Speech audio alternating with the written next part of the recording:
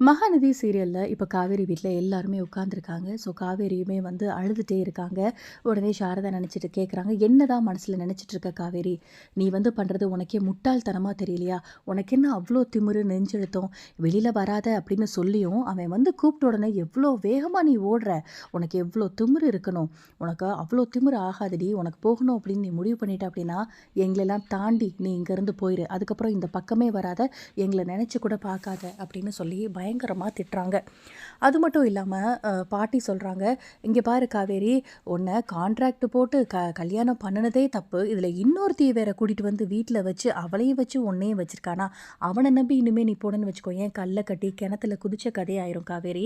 பாட்டி சொல்றத கேளுன்னு ஆளாளுக்கு அட்வைஸ் பண்றாங்க." இப்ப காவேரிக்கு கோவம் வருது. "கான்ட்ராக்ட் போட்டு கல்யாணம் பண்ணாருன்னு வேணா சொல்லுங்க. ஆனா வெண்ணிலாவ நான் தானே கூட்டிட்டு வந்தேன்." அப்படின்னு சொல்ல சாரதா இன்னும் கோவப்பட்டு, "ஆமாண்டி, நீ கல்யாணம் பண்ற மாரி நடிச்சுட்டு தானே அங்க போன. எவ வீட்டுக்குள்ள வந்தா உனக்கு என்ன? வராட்டி உனக்கு என்ன? அந்த தைரியத்துல கூட்டிட்டு வந்திருப்ப. லேசுப்பட்ட ஆளா நீ? இதெல்லாம் நீ செய்வன்னு நான் நெனச்சு பார்த்தேனா? இவ்ளோ வேலைய செஞ்சுட்டு வந்திருக்க." அப்படின்னு ஒரு பக்கம் வந்து சாரதா பயங்கரமா திட்டுறாங்க. சொல்லப்போனா லூசு மாதிரியே கத்துறாங்க. இன்னொரு பக்கம் வந்து "தம்பி" அப்படின்னு குமரன பார்த்து சாரதா பேசுறாங்க. "வாடகை ரொம்ப எகிறிற போது, ரொம்ப நேரமா சாமான் வண்டியில ஏத்தியிருக்கு.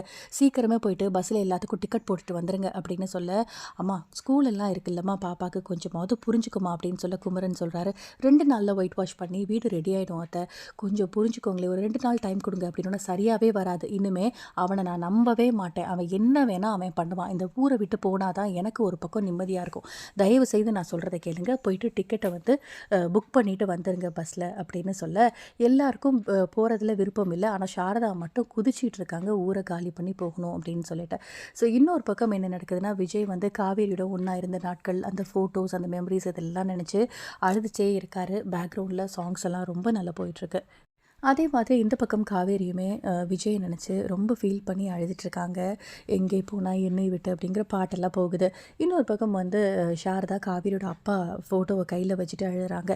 "என்னை நம்பி 4 பிள்ளைங்கள விட்டுட்டு போனீங்க. அதுங்க மேல நான் ரொம்ப நம்பிக்கை வச்சிருந்தேன். ஆனா ஒண்ணு ஒண்ணும் ஒரு ஒரு பக்கம் என்னை ஏமாத்திருச்சு.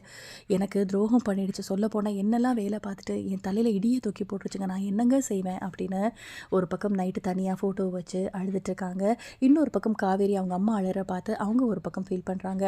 உடனே அவங்க ஃப்ளாஷ்பேக் நினைக்கிறாங்க, "நீ தான் அப்பா ஸ்தானத்துலேருந்து எல்லாரையும் பார்த்துக்கணும்." அப்படின்னு அவங்க அப்பா சொன்னது காவேரி காதில் போயிட்டே ஒழிச்சிட்டே இருக்கு. "அப்பா, நான் என்னப்பா தப்பு பண்ணேன்? ஓவர் கான்ஃபிடென்ஸில் எல்லாம் சரியாயிடும் அப்படின்னு நான் இந்த முடிவு எடுத்தேனா? இல்லை கேர்லெஸ்ஸில் எடுத்துட்டேனா? அப்படி இல்லைனா இந்த குடும்பத்தை நான் கட்டி காப்பாற்றுவேன் அப்படின்னு சொல்லி தப்பாக முடிவெடுத்துட்டேனா? நான் என்ன பண்ணுறேன் அப்படின்னு எனக்கு எதுவுமே புரியலையேப்பா. எனக்கு எதுவுமே தெரியல. நீங்கள் தான்ப்பா வழிகாட்டணும். எனக்கு ஒன்றுமே தெரியலையேன்னு" சொல்லி ஒரு பக்கம் கதறி அழுதுட்ருக்காங்க. காவேரியை பார்க்கவும் கஷ்டமாக தான் இருக்குது அப்படின்னு சொல்லணும். ஆனால் சாரதா தான் எதையுமே புரிஞ்சுக்காம ரொம்பவே ஆட்டம் போடுறாங்க. இன்னொரு பக்கம் விஜய் வந்து ரொம்ப கதறி அழுதுட்ருக்காரு மாடியில் உட்காந்து. "காவேரி இல்லாமல் நான் தூங்கவே மாட்டேன்" அப்படின்னு பலமுறை நான் காவேரி கிட்டேயே சொல்லியிருக்கேன் தாத்தா. ஏன் தாத்தா அவளுக்கு புரிய மாட்டேங்குது? இப்போ நினச்சாலும் அவள் இங்கே வரலாம்ல, ஏன் தாத்தா வரமாட்டேங்கிறா? கொஞ்சம் யோசிச்சு பாருங்க தாத்தா. எனக்கு ரொம்ப கஷ்டமாக இருக்குது அப்படின்னு தாத்தா கிட்ட நிறைய விஷயங்கள் புலம்புறாரு. "இங்கே பாரு விஜய், நீ பண்ண வேலை அப்படி இருக்கு. காவேரி இப்பயும் வரமாட்டேன் அப்படின்னா சொல்றா. அவங்க வீட்டில் இருக்கிறவங்க விடமாட்றாங்க. நீ பண்ண வேலையால் அவங்க வீட்டில் இருக்கிறவங்க மன்னிக்க மாட்றாங்க. ஆனால் மறக்கிறதுக்கு கொஞ்ச நாள் ஆகும். கண்டிப்பாக எல்லாம் மறந்து சரியாயிடும். இன்னொரு விஷயம் யோசிச்சு பாரு, நீ போயிட்டு வீட்டு வாசல்ல நின்னு காவேரி காவேரின்னு கத்துன தெரியுதா? ஆனால் காவேரி என்ன பண்ணா? எவ்வளோ பேர் பிடிச்சி இழுத்தாலும் எனக்கு விஜய் முக்கியம்னு ஓடி வந்தாளா இல்லையா? அதை உன் கண்ணால் தானே பார்த்த. அப்போ உன்ன மாதிரியே அவளுக்கும் உன்னை ரொம்ப பிடிச்சிருக்கு. ஆனால் என்ன பண்ணுறது, வீட்டில் இருக்க சூழ்நிலை வெளியில் வர முடியல. ஆனால் இன்னொரு விஷயம் யோசிச்சு பார்த்தியா?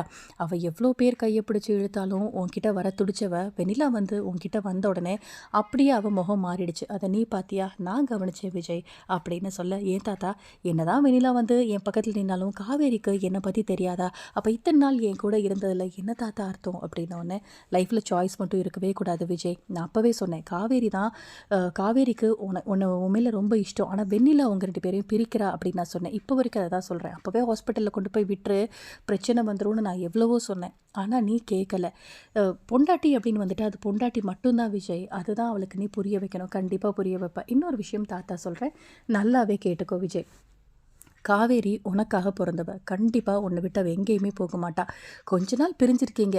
காலம் எல்லாத்தையுமே மாத்தும். அப்படிங்கிறப்ப கண்டிப்பா காவேரி உன் கையில வந்து சேருவா. எதுக்கும் கவலைப்படாத அப்படின்னு தலைய வருடி குடுத்துட்டு, தாத்தா மடியில விஜய வந்து படுக்க வச்சுட்டு ஆறுதலா பேசிட்டு இருக்காரு. இது நம்ம விஜயுமே கதறி அழுதுட்டுருக்காரு. இன்னொரு பக்கம் காவேரியும் அழுதுட்டுருக்காங்க. ஆனா சாரதா மட்டும் லூசு மாரி பண்ணிட்டு இருக்காங்க. சாரதா பண்றது யாருக்கெல்லாம் பிடிக்கலையோ இந்த வீடியோக்கு ஒரு லைக் கொடுங்க. ஏன்னா இந்த மாதிரி அப்டேட்க்கு நம்ம சேனலை சப்ஸ்கிரைப் பண்ணுங்க. Thank you.